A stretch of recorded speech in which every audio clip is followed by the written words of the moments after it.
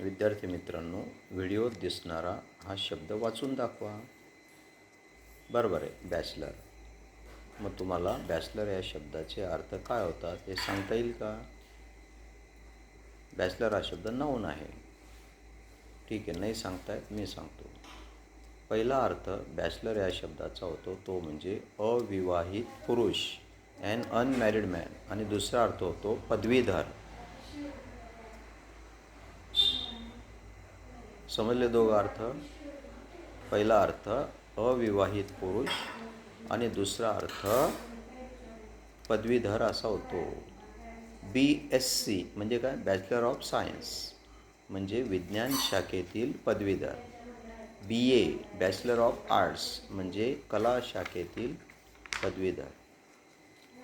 विद्यार्थी मित्रांनो, तुम्हाला जर ही माहिती आवडली असेल तर लाईक करा, कॉमेंट करा, सबस्क्राईब करा आणि शेअर करा. Thank you very much.